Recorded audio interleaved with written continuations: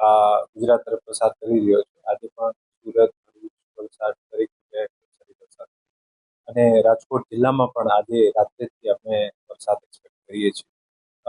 વરસાદની પરિસ્થિતિને ધ્યાને લઈને સ્કૂલમાં, આંગણવાડીમાં અને કોલેજીસમાં ભણતા વિદ્યાર્થીઓ કોઈ અવગણ ના થાય, કોઈ પણ તકલીફ ના થાય, આ ઉદ્દેશ્યથી આવતીકાલે જિલ્લાના તમામ આંગણવાડી, તમામ સ્કૂલો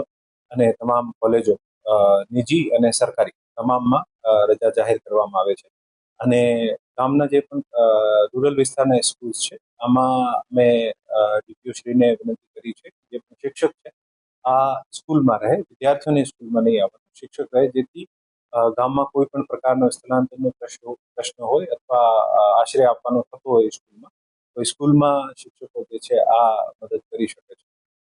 બાકી અત્યાર સુધીમાં રાજકોટ જિલ્લામાં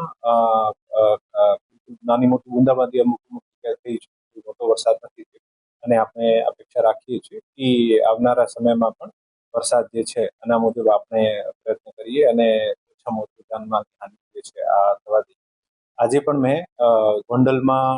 ગોંડલનો જે તાલુકાનો ડિઝાસ્ટર કંટ્રોલ રૂમ છે, ગોંડલના અમુક ગામોમાં પણ વિઝિટ કરી છે. ત્યાં પણ સરપંચેજ અને ગામના પ્રતિનિધિઓને વિનંતી કરી છે કે એવું કોઈ પણ બનાવ બનતો ત્યારે ગામ લોકોને સાવચેત કરવા, ગામ લોકોને પાણી જ્યાં ભરાવ્યું હોય ત્યાં નહીં જવાનું, મનોરંજન માટે પણ ત્યાં તળાવ વગેરે જતા હોય ત્યાં નહીં જવું, અનનેસેસરી અવર જવર જે આપણે ટાળવું જોઈએ, પશુઓ જે છે આને બાંધેલા હોય ખોલી દેવા જોઈએ, ભયજનક બિલ્ડિંગ, પેડ, હોર્ડિંગ્સ અથવા વીજળીના થાંભલા હોય ત્યાં નજીક નહીં જવાનું. અને જ્યાં સુધી આ વરસાદનો સમયગાળો નહીં પતી જાય, ત્યારે જે 2 દિવસની આગાહી છે આમાં, ત્યાં સુધી ખૂબ જ સાવચેતી રાખવી.